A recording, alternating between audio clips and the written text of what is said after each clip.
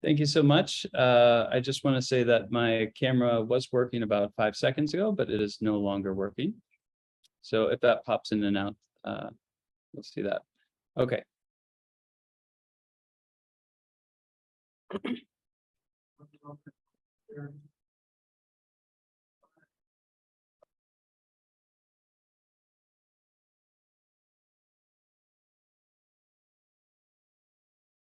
So my name is Matt Saboe. I'm a professor in the Economics and Finance Department. This is joint work with Simon Conliffe from the Economics and Finance Department and Dr. Mia Ocean in the Graduate Social Work. We're also blessed to have a featured guest, our grad student, Tekia Huger-Burton. Hello. Who's going to help co-facilitate this. So our main question is, what are the effects of PA's clean slate laws on individuals, family members, gatekeepers? And we just want to start off by thanking Brad and Cheryl and Kurt for inviting us to be a part of the sustainability series. At first, I was kind of unsure whether our research would be appropriate for this audience, but our research really does seek to encourage economic and social sustainability. When you look at the SDGs, a couple of them stand out that are in alignment with our research. The first is the idea of no poverty, and we're evaluating a system that punishes in so many ways, but perhaps the worst leaves many of our justice-involved individuals indigent. Other SDGs, quality education, decent work, and reduced inequalities. So, criminal record can really diminish income sources, educational opportunities, housing choice, and job prospects. And lastly, there's justice. And so you have systemic racism that can be found at kind of every level of these criminal legal system. And at some point, we have to wonder if rather than justice, what we're witnessing just is. So to kind of motivate our story today, we're going to start off with Kia, and she's going to tell you about her story. Hello, and thank you for allowing me to represent on behalf of Clean Slate Initiative Research Alliance. A little bit about me. My name is Kia. Okay. Yeah, you're good. Just talking to the computer. Okay. Yeah. My name is Kia, and I'm a current student, two-time graduate of Westchester University. Throughout my educational career, I've earned 3 degrees, 3 certificates, and 2 licenses to date. More to come in the future. I'm a mother of 2 very beautiful daughters, ages 28 and 9, and I also have 4 granddaughters and 2 grandsons, the most recent being born on October 1st, 22. I'm a wife and a big sister to 3, and I helped my mom raise my siblings, and after she passed, I continue to raise all 4 children on my own. How did I get here? It is evident that I'm destined for greatness. I overcome unbelievable barriers as they arise. There was a time when I had to deviate to go to school, but wait a minute, let me take it back a little bit. With all that I mentioned before, I'm also a person in recovery. On August 25th, 2011, I said that I had enough and I got my whole self together.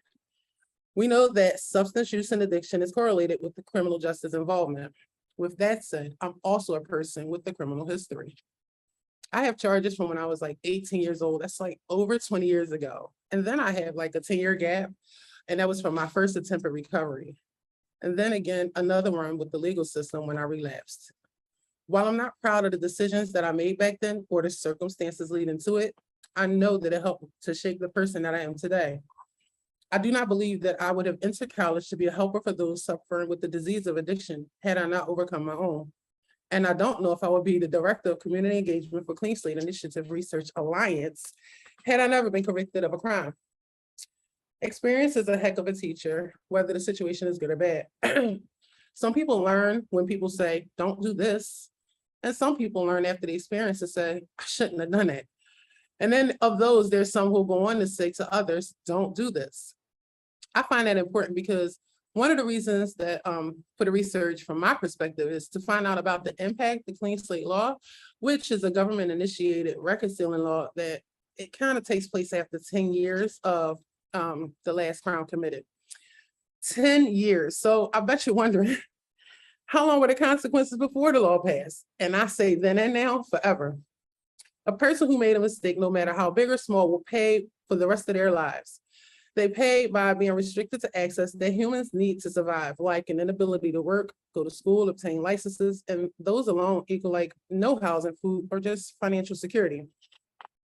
If a person is sentenced to 6 months to a year for a misdemeanor, why is it that 10 years later they're lining up to get their record sealed because they still can't get housing, government support, or, just because they can't get a job?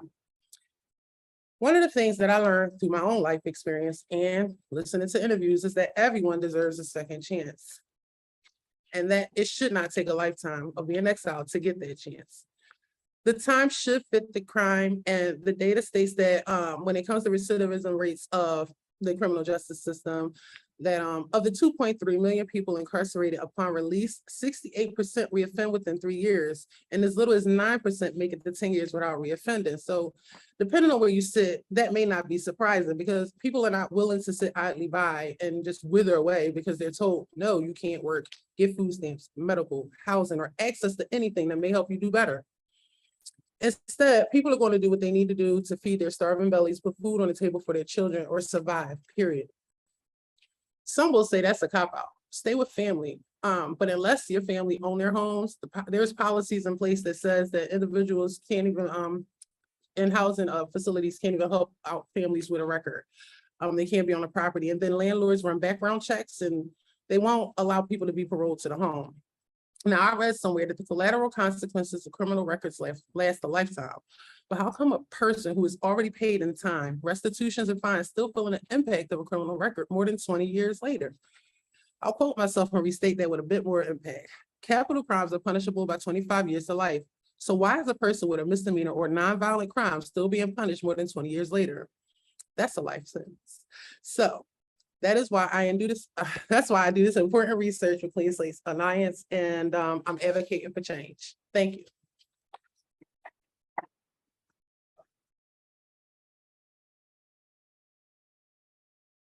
Thank you, kids. I don't know why I put myself to follow you. That's very difficult to follow, but hopefully everybody sees like that is the story that you need to tell. We have been living and breathing this idea of clean slate for a couple of years now. Kia's been doing it for her lifetime, and she is just our best advocate and incredible. Yeah, you've been wonderful. Thank you.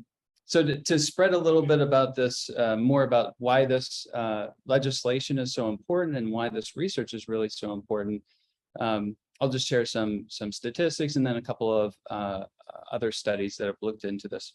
So first, about a third of Americans have some kind of criminal history and suffer from just a myriad of collateral consequences. This could be, as Kia kind of mentioned, inability to gain housing, right? Obtain financial aid, attend college, occupational licensing, and anything like this, right? And so our country incarcerates a higher rate than some authoritarian regimes like Iran, and definitely more than any OECD country.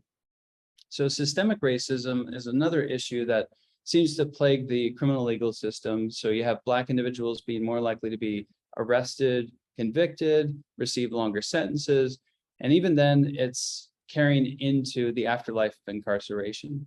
So we see that studies find that employers are more likely to hire individuals who are white, who have non-violent drug offenses, than a Black individual with no criminal record at all.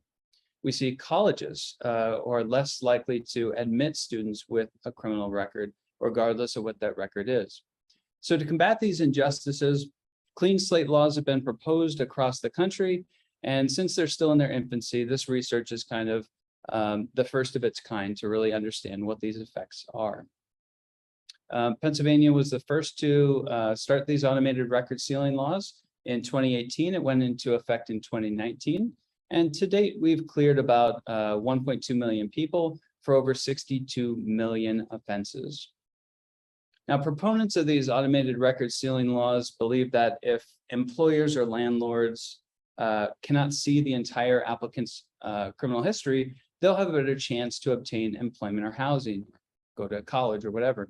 Unfortunately, we see that many of the benevolent policies that are put forth can sometimes have unanticipated effects. not unlike some of those infamous colorblind policies of the old, past. For example, there's a research study on ban the box where you remove the criminal history question from job applications. And we actually see that that would be a bad thing. It seems counterintuitive, right? We're removing this block, but we find that employers, instead of dealing in good faith, will actually statistically discriminate against individuals who are more likely to have a record, such as young Black males. And so even this policy that's supposed to be benevolent can have these unanticipated effects. So we need to be careful when we are analyzing the clean slate law to make sure this isn't in the same problem, suffering from the same problem. In terms of what may work to incentivize employers to hire individuals with records, we've seen a lot of things. Some of the things could be like performance reviews, insurance, background checks, or productivity measures. These have seemed to incentivize employers to hire people with records. And that's really what the employer needs. They need something to address that asymmetric information problem. And so these clean slate laws really have to take two approaches. I can't just seal the record without offering some of these other incentives to the employers. So in the empirical literature, we see really nice, extensive data sets and advanced econometrics, really nice identification strategies. And these are leading to some policy recommendations, but we need the research investigating the why, everything behind the scenes, the black box of hiring, for example. Nobody knows what's happening behind the scenes. And so that's what our research is really, that's where our motivation comes from, is trying to look behind the clean slate legislation to see what's going on in the ground. So here's a preview of our results. There are 4 main findings that we're going to share with you today, but the study is, a 3-year process. The first is that there is an overwhelming lack of awareness of clean slate, right? Yes. I mean, it's just incredible how few people have learned or heard about this thing. The second main finding is it's not a light switch. Not surprisingly, you can't just seal the record. Well, it kind of is, like they push a button and these records are sealed, but it's not working like a light switch as you would intend. There's a gatekeeper reluctance. So when we're talking to these HR employers who are making the hiring decisions, there seems to be a reluctance. And then lastly, we find that race matters, unsurprisingly. All right, so a small bit of background about the clean slate legislation. We celebrated our 3rd anniversary over the summer of record sealing. And as you can see, it's affected, 1.2 million people. It's pretty incredible. Under clean slate, criminal record information, if it qualifies, will be automatically shielded from the public, but it's not expunged. So the record is not eliminated completely. It's only shielded from certain people seeing it. So even though we sealed your record, there are many who can still access your record.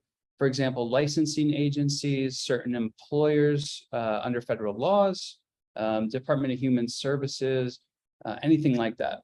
And then secondly, employers and landlords can still pay for an FBI background check, which of course operates on a different system than Pennsylvania. So and when we seal it in Pennsylvania, the FBI does not seal it on their end. And so these are some of the provisions of the clean slate legislation. To now give you a sense of what kind of things are eligible, there's the law is complicated. That's the long and short of it. There are many things that do qualify and that are easy to get. So non-convictions, right? So this is a not guilty. This is a charge that's been dropped. Those are automatically sealed within usually a couple months. Then you have summary convictions. So in Pennsylvania, summary offense is like loitering, harassment, low-level retail theft, or something like that. After 10 years, this charge will be sealed. Then there's other things, like there's certain misdemeanors that qualify. They have to be a low-level misdemeanor punishable by 2 years or less in prison. And then you have to have 10 years conviction free, and then maybe you can have your misdemeanor sealed. On the other hand, there's other misdemeanors that are not eligible. And so these are like simple assault, or what some people call violent misdemeanors, terroristic threats, endangering a child, and then some felony convictions. If you get an F1 at any time, you are not eligible for any clean slating of any of your records. So again, this is a very complex piece of legislation. I'm trying to summarize quickly. But this is one of the more difficult things when trying to find people and explain to them the benefits of it and see if they're eligible. So how do we go about answering these questions of what is the effect of clean slate? We started off with some qualitative research. So we've been surveying individuals. We're up to about 71 surveys completed. And these are general public who are attending public free clean slate clinics. And so these are put on by Legal Aid of Southeastern Pennsylvania and other organizations. We offer a gift card in exchange for their time. And yeah, so we're at about 70 of those surveys. So that's what our research will be based on. We also have been doing interviews. So Kia, you want to say something? Sure. So I just wanted to, the numbers that like our goal number, is that okay? For the surveys, like 125. So we are still actively, doing outreach and conducting surveys, which typically leads to our interviews. So we have 3 different types of interviews. We interview individuals who with a criminal record. It could be a family member of a person with a criminal record, or a social service provider, as Matt likes to call gatekeepers, right? So for the individuals who have a criminal record, we set out to conduct 25 to 50 interviews. We are currently at 20. The family or social support interviews, we wanted to do 25. We are at 7, and the social service provider, we wanted 25, and we are currently at 21. So we get some of our interviews from our surveys. So if a person is expressed interest in conducting the interview, but they will also have to have that 10-year mark. So like when we're at the clean slate clinics, not clean slate, the expungement clinic, the only question is like, are you 18 or older? Do you have a criminal record? If you said yes to those things, here you go. You can, take the survey. But once you complete the survey, you don't automatically qualify for the interview, because you have to have a clean slate at least 10 years. And we're trying to gather the information for the impact that the clean slate on, on your criminal record. So then we need you to at least have 10 years. And that was going on for over a year, right? And so then when the drop charges and no process, whatever, right, came up, we were able to go back for the people who initially didn't qualify and ask those questions again. And so we also used this snowball effect, right? I was able to, ask this person like first 6 months. First of all, I was, I think, the first person to get interviewed. Then it's like, oh, I got this person, that person, and then you can tell that person. So that's why I was shocked by the family member, because like we all have family, like they've been impacted by a criminal record, perhaps. So to see that difference is still a little baffling to me. But yeah, and then anyone who like expressed an interest directly, like I'm gonna put a call out there, got 10 years, I had some drop charges, we still doing interviews as well. Yeah.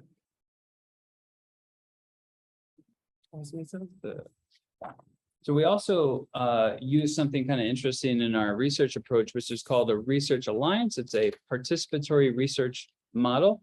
And so Kia's gonna tell us a little bit about that. I also wanted to add for our lit review. It's amazing. We read 1,100 different articles. Like I just added up all of the numbers last night, and we took from the participatory, the action, community-based. So we 1,100, just to put some clarity on that. So the Alliance is made up of the majority of people who identify as people of color, and who have also been personally impacted by the criminal justice system. And that could be if you've identified as an individual with a criminal record or a family member of a person who has a criminal record. We are also social service providers, social work students who are interested in like social justice advocacy and the social justice system. Additionally, the Alliance have provided valuable insights into the pre-grant, which was before me, the pre-grant phase up until today. We do things like provide feedback on the IRB application. We created the survey. I remember that.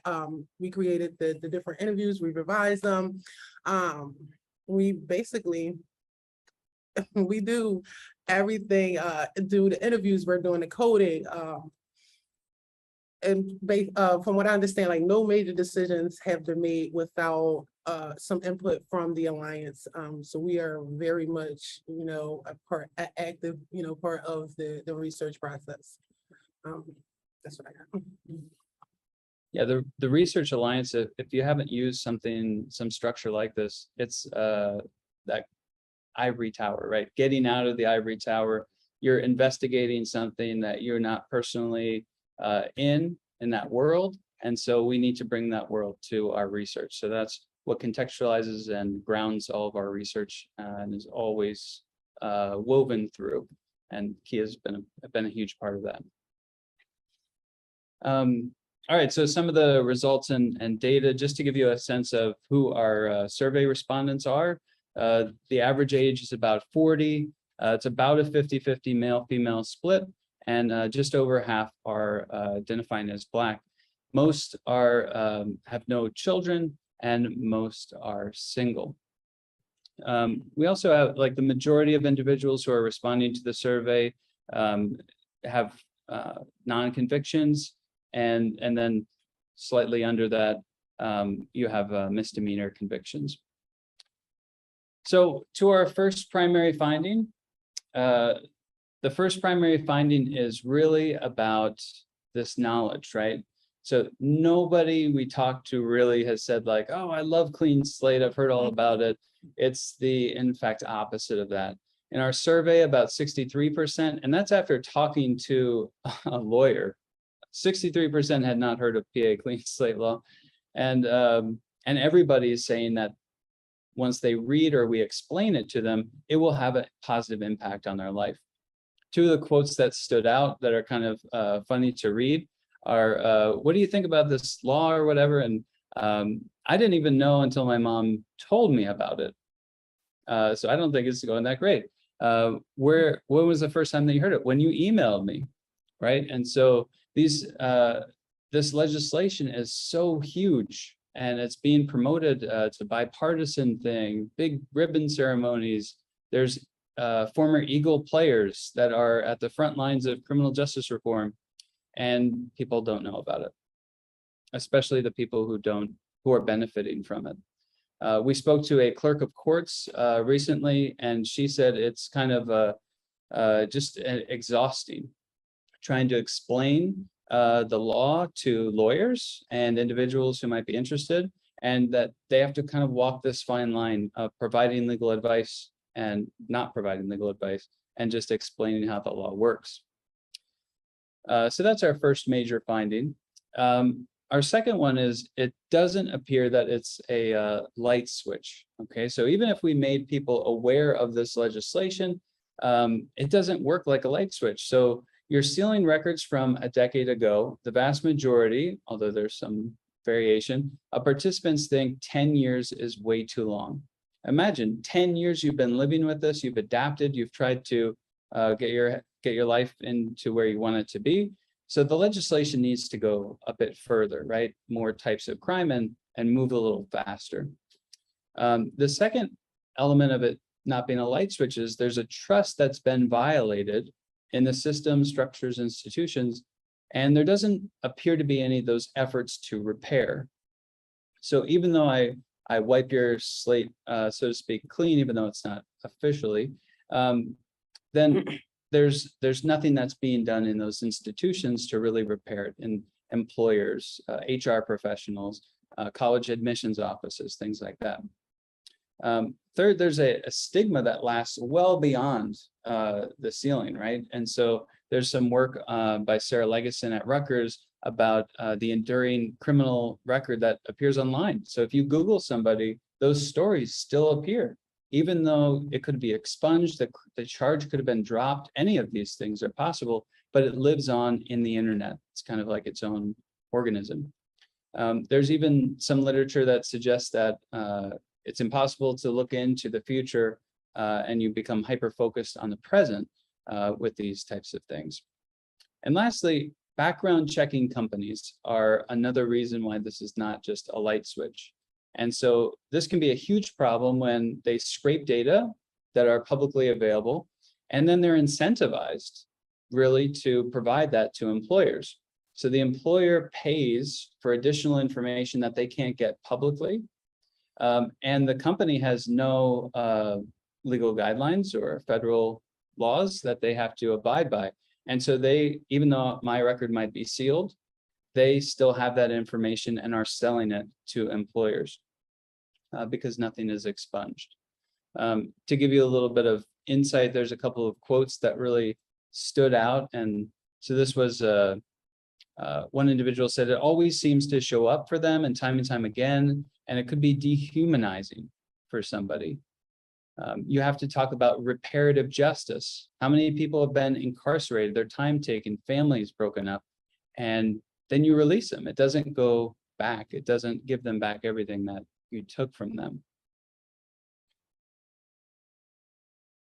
Another quote was, so you're not only are you really stopping and halting somebody's life, you're pretty much endangering the betterment of their family. And so it's dehumanizing. That word dehumanizing came up several times. So you can't just push the button, seal the record, and then everybody's hunky-dory. Our third major finding was gatekeeper reluctance. And so we see that gatekeepers seem to me kind of unchanged in some way. And so a lot of times we'll be focusing on we research down. So we look at the groups that have less power and who are more accessible to us. But really, if we want to change the system, we need to get into the HR professionals and those black boxes, the admissions officers, the people that hold the power in these positions.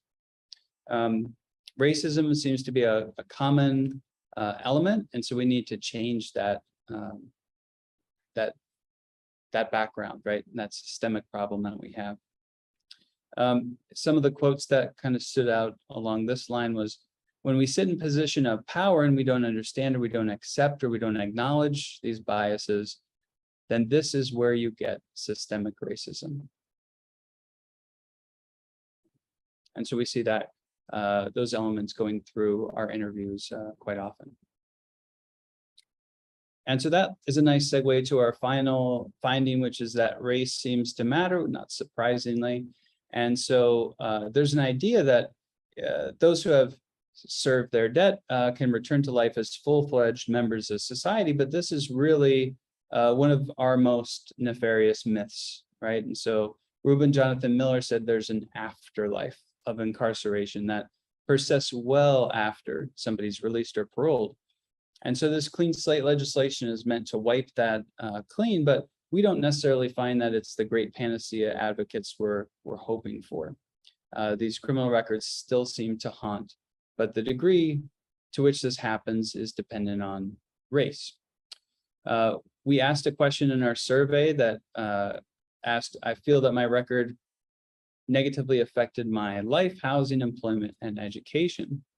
And so if we look at some commonalities, the first one that pops up is there's general agreement about life. It negatively affects, our life. About, 3/4 or 80% or something believe that it's negatively impacted their life, whether you're white or you're black. We also see it in employment. And so almost 3/4 or whatever will say that it has negatively impacted employment. Then we see some discrepancy in our two other areas. And we see that in housing.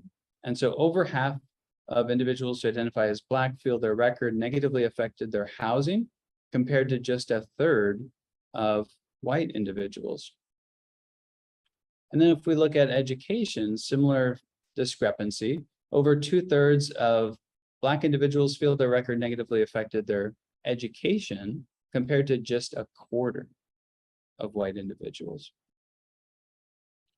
The other place that we see it kind of showing up is in the opposite end of the Likert scale. So when you look at the strongly disagrees for housing, employment, and education, you can see wide variation and statistical differences between Black and white respondents when it comes to, yeah, this record didn't affect me.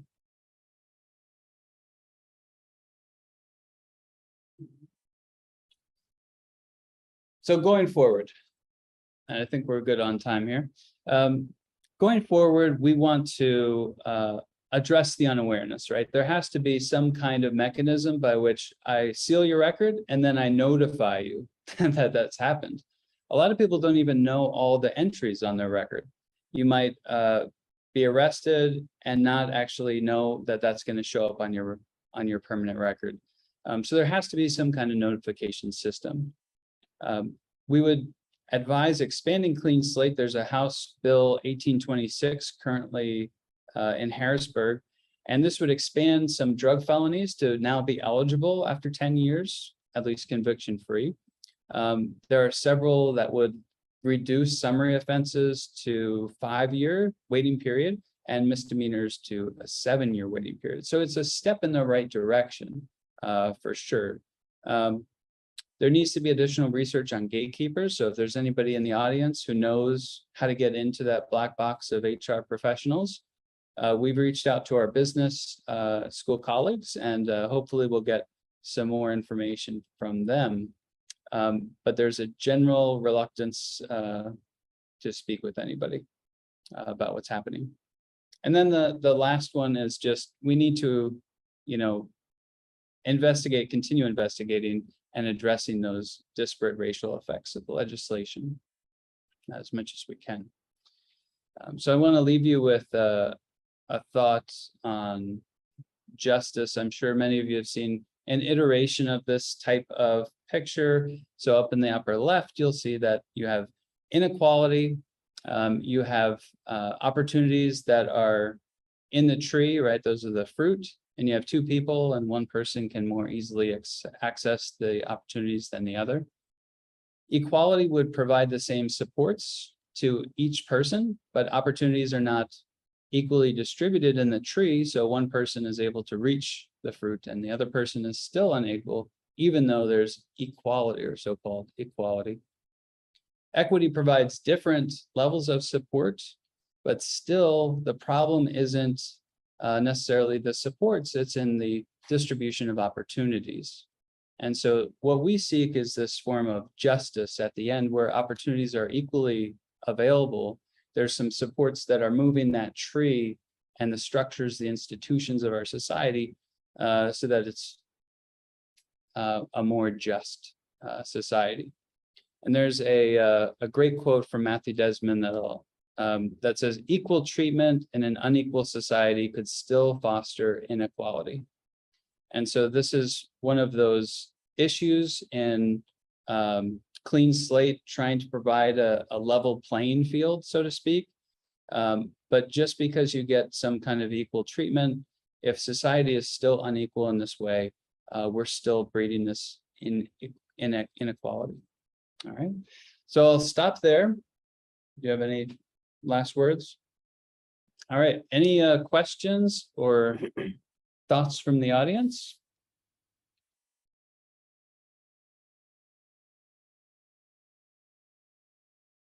I have a question, and you may have to repeat it. I'm not sure they'll hear on Zoom, but I'm just wondering, the way you've described the Clean Slate legislation, it almost sounds like Clean Slate is a misnomer, that it's not really resulting in a clean slate.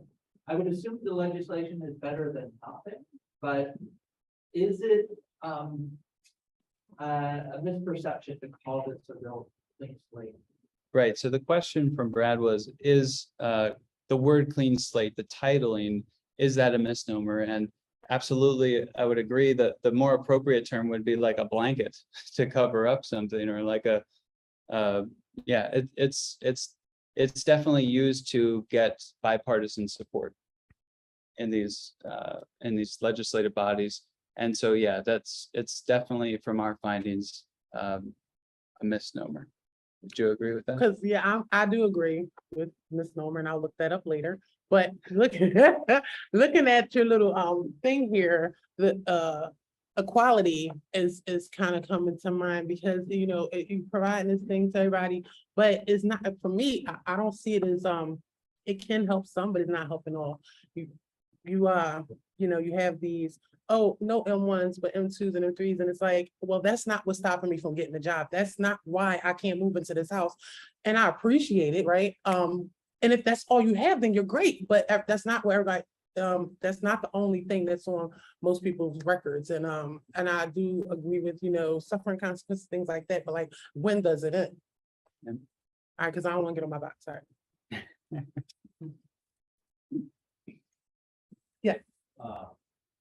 Well, first of all, thank you. It's just amazing to hear your story. Thank you. I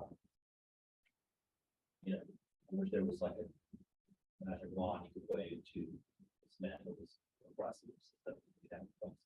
It's definitely right over the racism. I'll just share from my own life. I've been arrested, and it is incredible that I'm a white male. It's living in a system set up to benefit of events. How the enormous amount of effort I had to output to deal with that request. And it's not completely wrong, but it required a massive amount of money. And that was, for me, benefiting from my white privilege. So you can only imagine how hard it is for a minority, person of color. It's almost disabled. So I just really want to commend you. I think it's really incredible how you've been able to overcome a lot of this. So thank you. Thank you. It's inspiring to hear your story. Thank you. And you bring up a good point, because like for so long, because I remember looking into it, because like I said, I was 18 when that happened. I'm not going to talk about it, but you heard me say grandma and all of that. So it was like never within reach. It's like, oh, you got to get a lawyer. Oh, this costs $5,000 to get this sealed and that sealed. And it's like, oh, forget about it. You know what I'm saying? We'll go work at the corner bar and dodge bullets, just to make money. So for a lot of people, and at this point, it really has no color. But for a lot of people, if you don't have money, you just wasn't getting this record sealed. But then at the same time, it's majority of a certain color that was unable to, when you look at the numbers, who was unable to. So I appreciate you for sharing that, and it brought up some really a lot of things that I went through back in the day. I was gonna say, we talk about education. Is it maybe the education of the individuals who have a criminal record, or is it the education of those who are supposed, the lawyers, said that an issue? Is it more focused on one than the other, just overall trying to educate people what this is? That's a question. yeah. Okay, go ahead. Repeat the question. Yeah, the question from Ava was like, who needs the educating, right? Is it the individual who's had their record sealed, or is it the lawyers, the gatekeepers, these other individuals throughout the system? You were ready to take? Everybody. I think everybody. So as far as I'm concerned, when I'm talking to, it's mostly the individuals. But then when I hear about how you a lawyer, a criminal lawyer, and you can't tell me about this, like I'm missing out on this opportunity. Maybe I can pay you less because it can be done for free, or maybe it's already done and you're saying you did it. So I think everybody need it, whether you have a record or not, because then that's when you are able to, share that with somebody else who could benefit from it. So yeah, that part. Yeah. And there's so many people, remember, that are putting off opportunities. Like they might want to apply to college, but they see that criminal record question, and their record might have been sealed, but they might fear that they're going to get called out or not get in. And so you're delaying and choosing not to take those those opportunities when they come up. On the other hand, yeah, the lawyers, I mean, I come couldn't on. believe that. I couldn't believe that. Right, HR professionals, some HR professionals we spoke to had never even heard of it, and they're making the decisions after they do the background check. Like it's over, yeah, education for all. Sorry, There you I go. just want to throw this out there, that I really feel strongly that there's this huge misconception about what we know, HR. And they're supposed to be about human resources, but they do not live up to their name. HR is very concerned with making sure that they've checked the boxes and done everything that they need to do for themselves. That really doesn't factor in anyone outside of that circle portion. So when there are these situations where, there's decisions to be made, it usually doesn't end up benefiting anyone else except for the individuals within that particular system, unfortunately, because they're concerned about being audited and just protecting themselves, which is ironic because it's a department that's supposed to be about humans. And if you literally look at the name, it's just interesting. Thank That's you. just my opinion. Is your mic on? So, Because I remember earlier they asked me to repeat the question. I just want to make sure that everybody was able to hear you. Because that's a lot if I had to repeat that.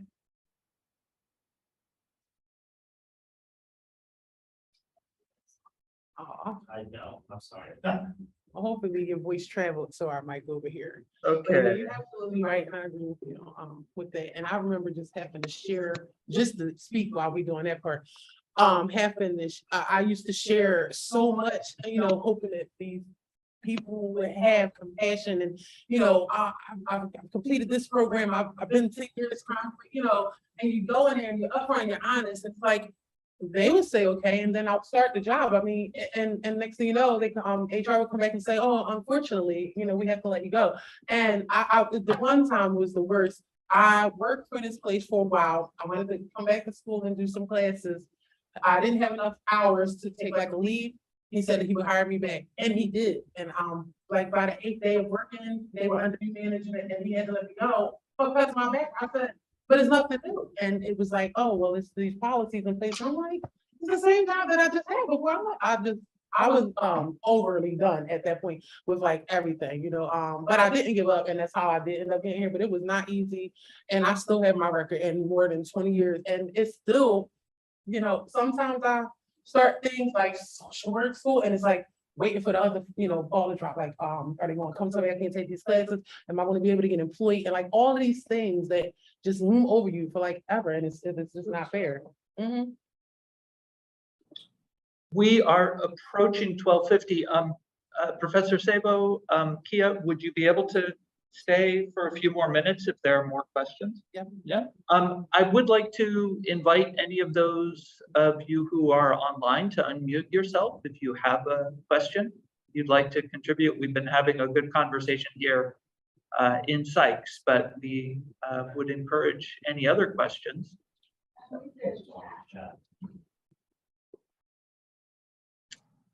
Okay, let's see. Walter said he thanks you for this important work and has to log off. Oh, well, thank you. Thank you for joining. Okay. Any other questions? I just would want to echo the. Did you hear Mia? She's let me turn up my. One moment, Mia. We're turning up our speakers. Okay, go ahead. Can you hear me okay? Yes. Just also wanted to echo the gratitude and to throw out there as well that, as Kia mentioned, she has multiple degrees. We're lucky to have her still on the project this year, but next year she will be available and completely trained as a research consultant. So if you have a need for an external consultant, she's skilled in mixed methods, community-based participatory research. And so just want to put that plug out there because we have been so lucky to host her and we will miss her. That's why we're trying to keep grants going so we can keep her on, but just a plug to consider hiring her as well. Wow. Thank you, Dr. Thank you. Put me on the spot over there. I'm hot now. All right, any other questions or comments? If not, I'd like to ask the audience online and in person for one more round of gratitude to our presenters. Thank you. All right, thank you. Please join us for future research and practice seminars.